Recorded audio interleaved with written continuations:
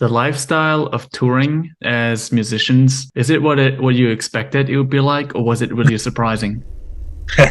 Uh,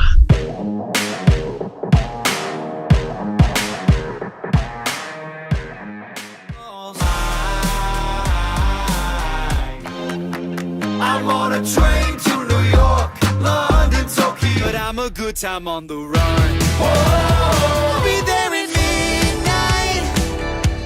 Something about this feels right.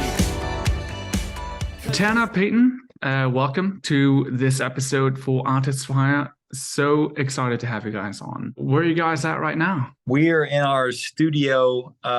It's in our parents' house in Lexington, Kentucky. You guys are have an exciting gig coming up, and you guys are opening up for Judah and the Lion. Why don't you guys tell us a little bit about that story, how this happened, and how you guys are feeling? Yeah, so I'm trying to think who told us. There was like basically June and Lion opened it up for locals to kind of submit for each city for their tour. And so we were one of the finalists for Lexington, Mm. and we ended up winning. So that was super cool that our fans, voted for us and everything. Super grateful for them. But yeah, it kind of was just like voting rounds and everything, and then we landed it, and so we are super excited for that. How do you register for something like that?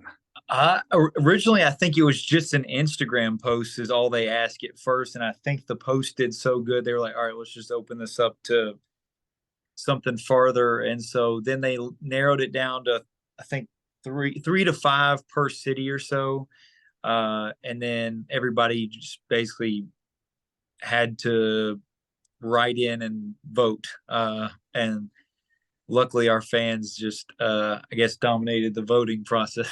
That's so exciting. Well, I'd love to dive into you guys. What's the origin story of Racks and Riches? Our parents, even when I was a baby, were listening to everything from Tupac to Eminem and Dave Matthews Band and Led Zeppelin and Queen and Garth Brooks and like all any type of music they were listening to all of it. And I think that just gave us our love for all types of music and not like diving into one specific type of lane of music. I mean, I think both of us can say like from a young age when people looked over at our iPod when those were a thing with our iPods or whatever or our MP3 players at the time.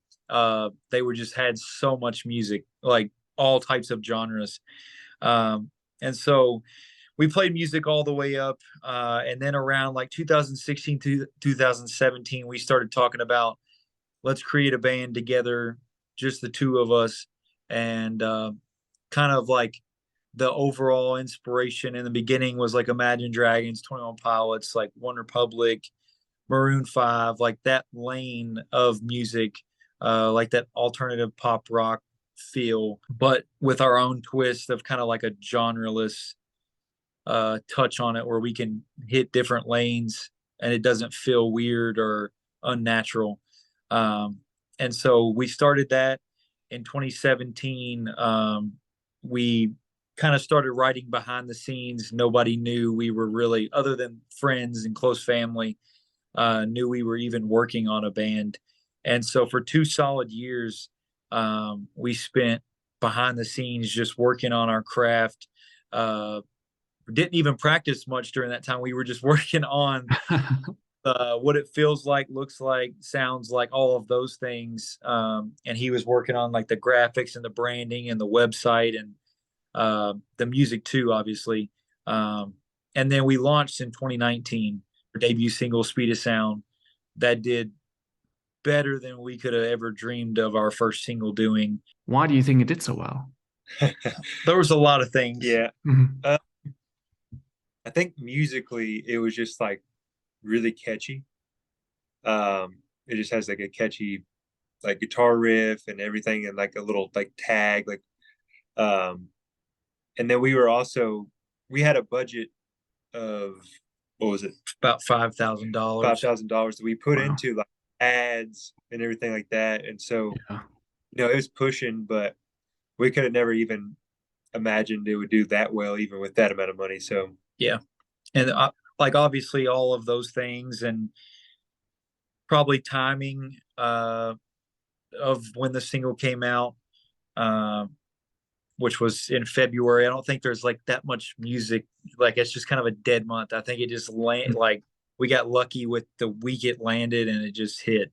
That's pretty crazy. So you're creating the music, but there's a whole marketing business side of it as well that you cannot ignore, right? Would Yeah. you say that was already naturally in your guys' skill set, or was that something you had to learn? We had to learn. I think we're still learning. Yeah, we're still learning every day. I would say we learned that one the hard way. We've just Mm, it wasted money, and I think that's just kind of natural for an independent artist that's trying to make it, or really just any business is like you're gonna waste money because you don't know how to do everything, and you're just kind of learning as you go. But certain times it just works out. We got very lucky with the success it had. Even with that kind of money, it could have still just been an absolute bust.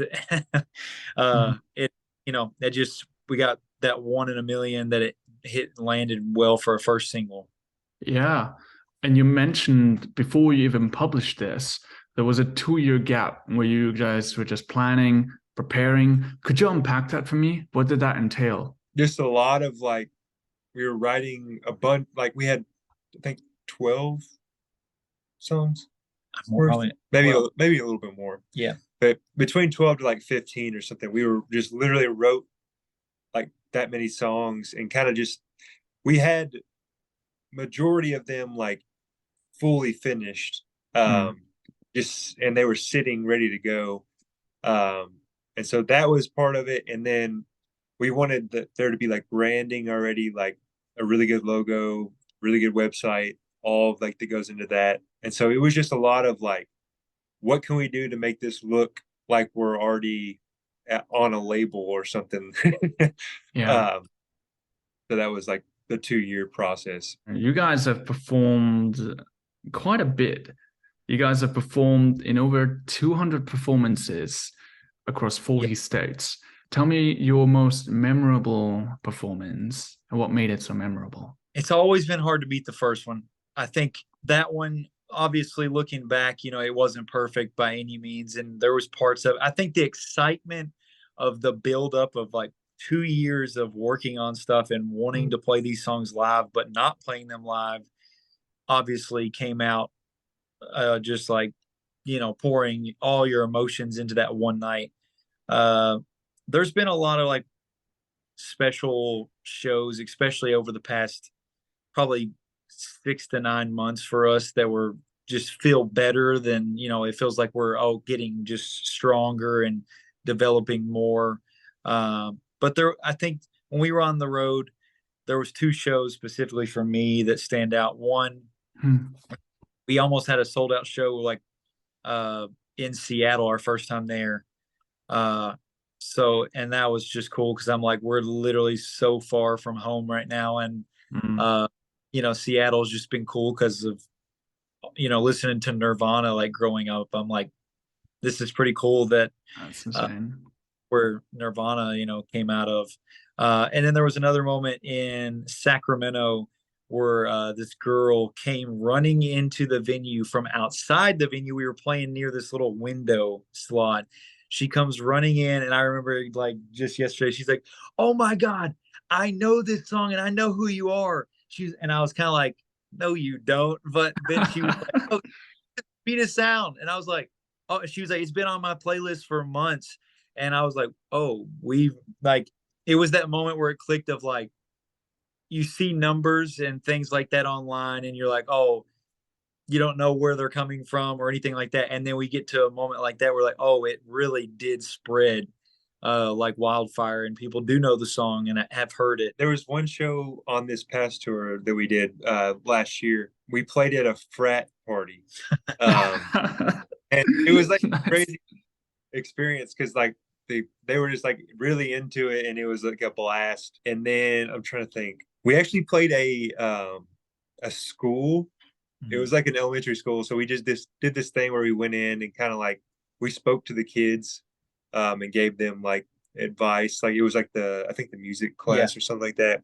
And then we played in the gym for all of the students, and it was incredible. They like loved it, and it's cool always just to just see kids into your music. I don't know. They're I feel way more passionate about it.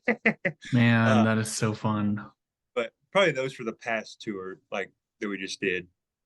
The lifestyle of touring as musicians, is it what you expected it would be like, or was it really surprising? Uh, we have perfected living on the road in the van and trying to not get like a hotel or anything. And every time we get on the road, I feel like we perfect it to a certain, like, like you have to go get like a curtain or something like that to cover the windows. And every night Yeah. we had pins that went into the roof to make it like cover all the windows and make it dark. Oh. Sleeping bags and, like moving things around to sleep properly. Wow. As we try to sleep in the van. So, and then we take showers at Planet Fitness. Wow. Because you get the $20 membership and then take showers everywhere. Wow. So it is not as, especially in I would say the small or like up and coming phase is definitely way, way more difficult. But I feel like we've made the most of it. And honestly, at times I just enjoy being out on the road so much that I don't care that my back's killing me when I wake up or whatever it is. It's just a blast to be able to be doing it. So fun. And Peyton, do you feel the same? Yeah, definitely. You see like in movies and everything like that. It's like they make it out to be like some like glorious thing. And I'm sure if you're playing arenas, then you got plenty of money to do whatever you want. But like as a band that's coming up, it's like not glamorous, but it's always just fun to be on the road. For being on the road, what's one of the best advice that you've ever gotten from somebody else or from each other? We had like done a bunch of research online of how to do things and asking other bands, but we honestly didn't know a ton of bands that were touring, like especially when we first started. We didn't know a lot of bands that were touring the way we were going to be touring that first year, 68 days in a row on the road with not coming home. So a lot of things we just looked online, but I feel like we could probably write a book on how to make things easier at a small scale. If I had to say any advice personally, I'd say it's awesome to be on the road and see all these amazing places and everything, but don't spend all your money on eating awesome food because awesome to be able to do it. But we spent way entirely too much money the first tour on not trying to eat McDonald's or Taco Bell and things like that every night. We were like, oh, we're in California, let's eat seafood. And then I'm like, oh, we just killed a ton of the band fund and things like that. So that would probably be my advice on saving the money on the food. Was touring lifestyle an adjustment, or was it pretty rejuvenating for you? At first, it was a major adjustment. Our mom's like OCD when it comes to the house, so everything's perfect and spotless, and it looks like a home that's like on TV or something like that. Like the floors and everything. So being in a van and like your clothes sometimes start stinking because you got show clothes in there, and and all of your luggage for so many days are in there, and then you got to have a towel to take in Planet Fitness and back and forth. And so it's an adjustment to learn how to be like basically a nomad of just like you're out and you have no people that you actually know for the most part, especially in the beginning. It was adjustment at first, but I think once we got to like more our probably third tour, it was more like, okay, we know what we're doing, and it felt more just like rejuvenating, I guess, like you're saying. I'd love to just pivot a little bit more on being musicians, but then trying to make that your profession. It's one thing to just write a song for fun. And to many, I'm sure that's already fulfilling. But it seems to me that trying to turn that into a profession, it's a whole different kind of hustle. Now, what was the turning point for you guys that made you want to commit to going that route? I think it was probably when I asked Tanner to start the band. That was kind of it when I like asked him, and we were kind of like we started writing, just seeing where it would go, and the songs just started coming really natural to us. And so I think from there we were like, yeah, this is what we have to do. Yeah. We always like, even like at a young age, any form of like entertainment, I feel like that was just what we were drawn to. What, like, we both played baseball, um, and have family that played professional baseball, and so we were like, we're going to go that route and just play baseball. But then we started playing music, and I mean, music just felt like it was just like what we were born to do. Um, but the clicking moment of, for an artist, I feel like, to feel like you have it is like it's a difficult thing, because everybody would love to like do something. I feel like in music, if you have the talent at all, like, I feel like it's just like, oh, I want to do that. But putting your mind to it and being willing to take like some really tough blows, and like create, like having tough skin, and developing that's like, it's a process. Like, it's Yeah. it's hard. It's very hard. Well, what would you say was the hardest process? The hardest part of the process of that? The amount of no's you get, like, just, you pretty much, like, for every yes, and if that yes is still like landing a Jude and the Lion slot or something even bigger that we've landed in the past, you're going to get another 50 to 100 no's and other things that you just wish you could have. But uh at times, like, at times the market's oversaturated in certain like areas. If you want to land a festival or things, or you've tried to land that festival like 4 or 5 times and you get overlooked, it's hard to like stay confident that to even try again. But you just have to like develop that really, really tough skin and just dive in and basically say, like, no matter what kind of like storm or whatever comes, I'm just gonna like hang in there, and I'm gonna keep running. Because you get a lot of like, yeah, no's, and Hmm. then like the negative comments that you get on, just say, even your music. It can be like you feel down, you're like, oh, maybe that's not a good song. But then you just have to be like, no, I believe in it. Even though one person said this, there's like 100 people that love it. And so it's like you just have to kind of like he's saying, like a thick skin. One thing we've noticed, probably more so in the past, well, since 20, like 23 started, our TikTok kind of started to like pop off and grow, which was awesome. But then, like, to feed off of what he's saying, the haters side and like the negative, it's like, I think the bigger you get, it's just like way more of that.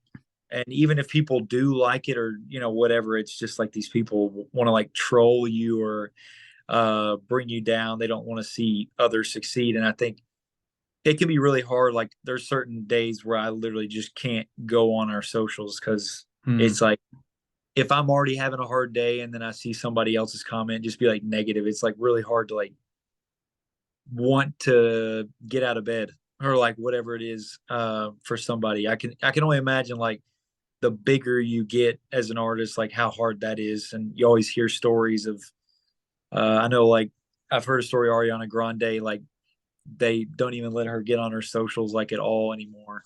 Mm. Um, and so I can only imagine how tough it is. But yeah, you just have to have thick skin. Have you found any really helpful ways of dealing with that? I mean, sometimes Peyton just gets on there and says something that's kind of like not, so that sometimes feels good. But no, I think we have a good family behind us that they're just like super supportive. Or we have like some really close friends and around us as well, that's always just like, those people don't know what they're talking about, and things like that. But Mm. you can tell they genuinely mean it, and they support the music. And uh not everybody likes every type of music. Like I said in the beginning, like, we like all types of music, so it makes it a little easier for us to be able to enjoy music. But not everybody's going to like what we make, or what other person, like another person, makes. But I would say the family and friends kind of have been the support system that's helped us like get over the hump on certain days for sure. Is your background in music as well? Like job wise, before you started the band, like were you guys working in some sort of music sector or was it completely different? So I actually worked like at a church, and I'd done like that and did the worship side of church and did the scheduling and the picking of songs and all that stuff. So, uh, I've always done something with music for the most part. Um, so that's also a part of me where I'm just not happy doing anything else but music. It's just like that's Mhm. the place where I feel like the most me. I mean, I've done like graphic work. We also worked at a rug shop. So we cleaned rugs. Oh, Um, wow. how we got our name, because we were trying to come up with the band name. Yeah. Um, and one day we were driving around going to pick up someone's rug. Um, and we were trying to come up with stuff. We were sitting there all day. We were like, I don't know. We were trying to name it. And then randomly he said rags and riches. And I was like, that's kind of cool. I was like, what's it mean? Um, and then he was like, basically, if you come from extreme wealth or extreme poverty, black, white, whatever, we're all one people. And so I loved that. And so I Hmm. was like, it. So it's just one people, and we have that kind of message behind the band. That's cool. Yeah, I'd love to dive into to your music as well. Is Yeah, there a primary writer, a primary producer, or is it fairly 50-50? he does all the producing since day one. As far as the writing goes, that's a mixture of both of us. Uh, and the writing process on that end is a little all over the place. I mean, sometimes he'll have a beat or a chorus or something already, or I'll come to him with. There's been times where I feel like I have the entire song with no melody. I just have like all the lyrics, or sometimes I'll have the melody. He just starts building the song. So it's since day one, we've always just like, however the process happens, we just let it come natural instead of trying to like stick to some formula. For us, it's been easier just to let it like, if it comes this way or that way, that's the way we roll with it. If you had to guess, how many songs do you think you wrote ever before the speed of sound? Yeah, at least a couple hundred. Do you have one piece of advice for aspiring songwriters? I've always heard it's just like a muscle of just working just keep doing it and doing it. You're going to write a million bad, terrible, awful songs before you write one that's even worth listening to. And I would say for the most part, that's true. You just got to kind of keep growing and growing. I also would say, on just from my experience, like I'll sometimes write on guitar. That's just what my main instrument that I play, so it's easier for me to start there. But uh, for me as an artist, I think for every person as a writer, they find like I can write better on keys, I can write better on guitar. For me, I do so much better writing when like he has something uh almost like a whole song musically, like where it's gonna go, and then I can just like take off with him like writing. It's easier. So I would say first just keep writing more and more and more and build that muscle. And secondly, figure out like what's your best way to write, whether it be keys, guitar, uh, violin, whatever the instrument is. Yeah, and I would also say like find maybe one or two other people to write with. Mm. I think having, us two, we also have like other people we write with as well. I think it's just nice to throw ideas off of people, even if it's just somebody, yeah, you can just be like, do you like this? You know what I mean? Like Mhm. uh, somebody who will give honest feedback. Um, just having someone who you can throw ideas off of, they can help write and things like that, and just create together. Yeah, that's really helpful. Are you guys still with Sonablast Records? Is that still your label? Yeah, yes and no. We basically with them, everything is so awesome with the way they do things, because you can release through them, and they'll basically give you almost like an advance up front to cover expenses, whether it be studio or marketing or whatever. Um, and so to answer your question, like yes and no. We if we want to work with them on our next release, we're welcome to, and if we Yeah. don't want to, we can release independent. But they're kind of like our go-to label now, which is really cool to have. Yeah, it's like a non-exclusive deal type thing. So Oh, the gotcha. debut album is under them, but some of our other most recent releases aren't. So it's kind of one of those things where it's like just whichever way works type Yeah. thing. So What were some of the steps that you took to get to the point to get signed with to have a deal with a label? So we were working with a manager at the time, and he was reaching out to a ton of labels on our behalf, and uh, just booking agencies and all of these things. And nothing was landing, and it didn't make sense to us because we were like, well, we put in the work and all this stuff. And he was like, we'll keep trying. And so one night, I think I just kind of was like, I'm gonna test my hand and see if I can make this happen. Yeah. And so I had always heard like an artist shouldn't reach out to a label, and for the most part, I feel like with the major labels, you shouldn't.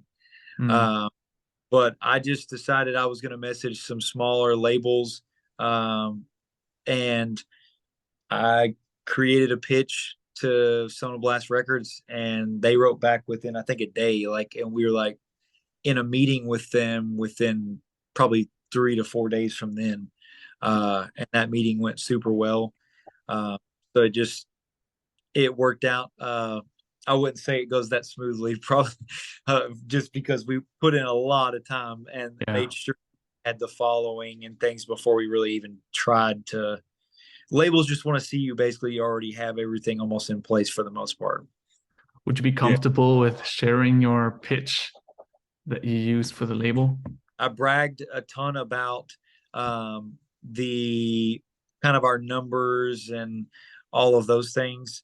And then they're based out of Louisville, Kentucky, and we're based out of Lexington, Kentucky. So I played that Kentucky like uh, local family approach, Mm, and I think it just landed. So I don't think obviously that wouldn't work for everybody. nice. Yeah. That was just kind of the way I just made it work. And you mentioned that it's typically not recommended that you reach out to one of the larger labels. Why is that? They just don't really accept like unsolicited material. Normally, like a manager or attorney or someone can reach out on your behalf, but it's just like a rule of thumb of like what they say not to do. I would say over the years, there's probably been people do it and it lands and works, but Yeah. well, basis, I think there's some like been some things I've heard over the years of someone sends in a song and then the label a year later puts out a song that sounds pretty identical to what someone sent in, but then they can't Mm, prove everything that they even opened it. Uh, yeah. so I think there's a lot of like legal things, at least I think the label does it to save kind of their self, because say if something like that does happen, then you can turn around and sue them because you're like, well, I sent this song to you. So I think it's one of those things where it's like they don't want to get sued. mm. What are some of the biggest pros and cons when it comes to working with a label versus maybe you're completely independent? well, we're fortunate enough with Sonoblast where they're not really trying to have their hands on the direction of the song or anything like that. And if we have a good enough relationship with them where they trust us, like if I say, let's hire this marketing company and let's, release this day or like all that stuff, they're like, sounds good. Like, let's do it. Mm, But I would, the cons, I would say 9 times out of 10, a lot of labels like want to have their hand more involved and kind of guide it and give more feedback on things. But Sonoblast is great on just kind of being a little more hands off. I don't know how they are with every single other artist, but that's just how they've been with us. I have a few questions about how to get your foot in the door. What's the role of networking for you guys, especially early on, trying to get into festivals?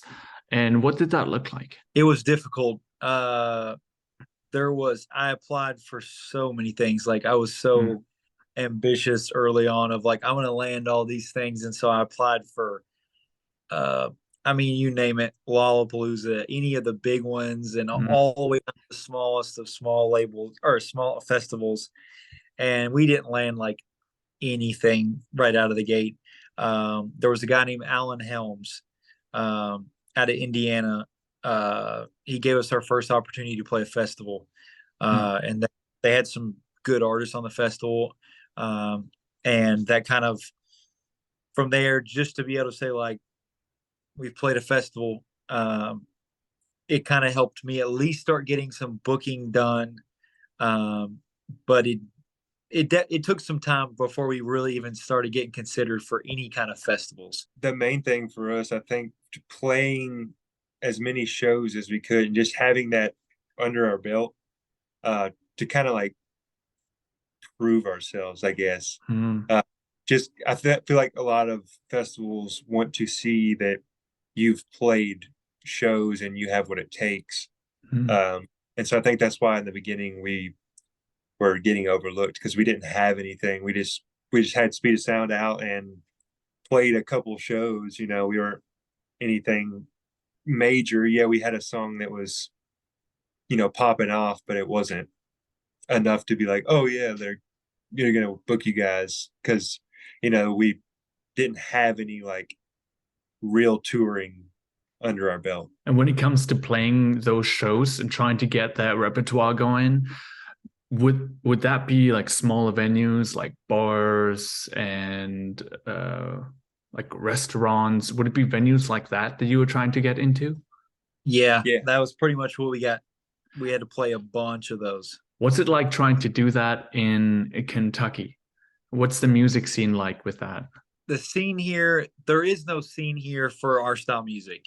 We've had to pave our own road for that, and it's not been the prettiest or the nicest road to have to pave. For country artists or Americana or like folk, bluegrass, things like that, it's like you can get off the ground here, it seems like super fast, especially if you have any kind of talent doing those things. But if you don't do something that's kind of like right in the vein of those genres, it's just, you're like an outlier like crazy. So that was our approach. We immediately, because of the Speed of Sound song, I found a band in Columbus, Ohio that had a booking agent. I reached out to the booking agent. We got lucky. He picked us up and booked us a 68-day tour, and none of those shows were in Kentucky. And that, to this day, is probably, like, obviously Speed of Sound was great, but that's what really got us, like, I mean, at that point, we could say by the end of the year, we had played like 70, almost like getting close to 100 shows the first year. And that, being able to come to festivals or another venue from there, was like, okay, sounds good. So you guys network with a lot of people out of state then? Yes. Yeah. Now, I would say I have never heard any other band really try to do it that way, because obviously, why not use your hometown first, especially like it's just easier. But we had to take the harder road, and if we could go back, I don't think we would have changed that at all. Wow, sounds like you guys had to hustle a little bit more due to your genre and the role that the non-existence of it. Did you guys ever consider moving out of state for that? Every day. We've thought of like Columbus, Ohio. LA is nice, but it's oversaturated. But our sound there. When we were toured there, it was, people loved it. And I think the West Coast of the United States for us it was really well, like our sound did well there. Yeah. So, what are some of your big goals in the next 3 years? Probably play one of, like, the big festivals like a Lollapalooza, Coachella, or one of those type, and then probably get signed to a bigger label. I'm in the same boat. I would love to say in the next 3 years we get to open for somebody in an arena. I mean, I've always wanted to play in an arena, and I think the style of music we write is we wrote these songs to be played in arenas, not to be played in bars or restaurants or clubs. So the hearing those songs like in the arena live, like as we're performing them, I think would be a dream come true. But obviously the two things he said is kind of our main vision. How different is it trying to play at these larger gigs and the larger arenas and the larger shows compared to trying to play smaller venues or get signed with a smaller record? Is it the same principle, but in a different scale? Or do you really have to be really strategic about that? There's some similarities, but then again, it's drastically different. To get on like any like of your major festivals or like arena shows, you pretty much have to be on like a booking agency for sure. There's no ifs, ands, or buts about that really, unless you're just friends with the band that's already at that level. So that makes that part very difficult. Booking like small bars and venues can be easy, but it also can be difficult too, because that's just like there's millions of bands trying to play the same venue or the same bar the same night you're trying to play. And you got to show that, hey, like even if you're a band that you're built for like the longevity of it, Yeah. you're just still competing against bands that mostly play in their garage. And so that like tough. I'd love to talk networking really quick again. Could you tell me a few do's and tell me a few don'ts? I know for the longest time we were like scared to just like you did, kind of just write people. But it works. Even if it is just, like 5 people or something who hit you back, that's those 5 people were worth it, so I think definitely just DMing people is a great way to connect with, like other people in your category, or just like random, just people like influencers or things like that. I'm trying to think of a don't. I would say it's all in the wording. Like I thought the way you reached out to us was more than fine. Like it was, I given like that compliment and things is a nice just gesture in the overall like approach of it. But I think the approach, like some of like a larger artist is not really using their socials as much 9 times out of 10, someone else is running it. But for an up and coming band, just seeing that like, oh, this person actually took the time to like listen to a song or do a little research. I think that goes a lot farther overall. Like even when we're reaching out to another artist, that goes farther than just like, hey, let's play shows together, or hey, like jump on my podcast.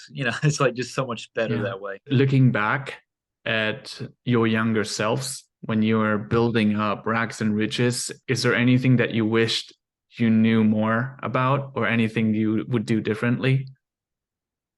Oh yeah, a lot. Yeah, we could probably go on the whole spill on that, but I would say we like 100% would have had other writers at least come in and give their opinions on songs early on. I don't think like I love all the songs we wrote in the beginning and stuff we released. Even some of the stuff we haven't released yet that was in that beginning. I love some of those songs. Like some of my yeah, I would say, obviously having someone else to kind of write with would have been nice. I don't know, I think we wanted to keep it, closed off at first, because we were, it was new and we didn't know how we how it would work out or anything like that. And then also, I mean, my production level when we first started, I started making like EDM and like hip hop beats back in high school and when I was younger and everything too. So I had never worked on like actual like organic like music, so like recording guitars and drums and stuff like that. So I really didn't have like any idea how to do it. I was just kind of like going for it. And so the production level back then, you know, if I knew what I knew now, going back, it could have been much better. And when you say you would have tried to find people to write with, how would you have tried to find the right people? Obviously, DMing people's cool, and it's never bad either. Like trying to find writers who are on publishing or some kind of deal like that. But even just friends that write, or more talented people around you that write, or people who write in other genres, is sometimes a really good kind of outside approach, other than what you would just naturally want to go for. Like if you're writing a pop song, find somebody who does, I don't know, like hip hop or something more. That way they can come at it from a different angle and maybe give you a verse melody that you wouldn't have went to, but it sounds better that way. Some of the most recent stuff, we work with a friend, DeMarco, and he's kind of like an R&B, rap, hip hop. He's more in that realm. Yeah. So I think bouncing ideas off him is really nice because it's like totally different. Because me and Tanner are brothers, it's kind of like, you know, we have really similar ideas and things like that. And so I think bouncing it off him, where he's like a totally different genre, totally different, you know, background and everything, is really nice because it's just able to give us something we would have never thought of. To any young musician right now hoping to play music for a living and go on tours, currently hustling, DMing people, meeting the right people, playing a few gigs, do you have any last words or pieces of advice that you would give them? Stay consistent and just be ready for tough skin. I mean, that's the thing, really. Like thick skin is the best thing I can say, because it just takes a lot of you're going to get a lot of no's, and you're going to get a lot of overlooked for things even when you feel like you're ready. But one thing I would say is, at times when we felt like we were ready, looking back, we weren't ready. And sometimes when you do get overlooked for something, it gives you a little extra drive, and that drive is kind of what you needed to prepare yourself a little stronger. Yeah. And Tanner, when you say get ready, what are some of the things that anybody should have for sure before they put themselves out there? Maybe make sure your craft is top notch, your product of the music first and foremost. At times I would say, like, it doesn't matter as much, especially with things like TikTok, and you don't have to have the most like perfectly written song as much anymore, because you can put a song out and it blow up and it works. But I would say at the end of the day, just like your songwriting and your production still need to be like quality first and foremost. And then, you know, play some shows, make sure your live show is good enough to open for somebody. You don't want to get up in front of somebody and blow your shot at opening for a really big name artist when you're not ready yet to play those shows. Broke down on 75, a long day, but it cut down the drive. Snuck out on a spring break night, woke up with 2 black eyes. They say life's like sweet tangerines, guess it's true cause I got cavities. Someone said I wouldn't go far, oh well, mama thinks I'm a star. And TLC said don't go chasing waterfalls. POV, me riding down Niagara Falls. I feel so alive. That's how I feel before I turn out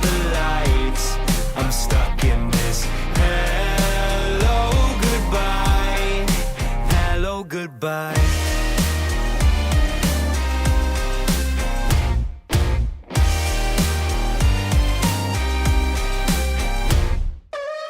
All white, 3 stripes, new kicks. Too bad that I ball like the Knicks. My ex told me to get a real job. Now I'm working with, I don't want to name drop. What's the point in a college degree when the money's not guaranteed? Someone said I wouldn't go far. Oh well, dad thinks I'm a star. DMX said y'all gon' make me lose my mind. B.R.B. I'm currently searching for mine. I feel so alive. That's how I feel before I turn out the lights. I'm stuck in this hello goodbye, hello goodbye.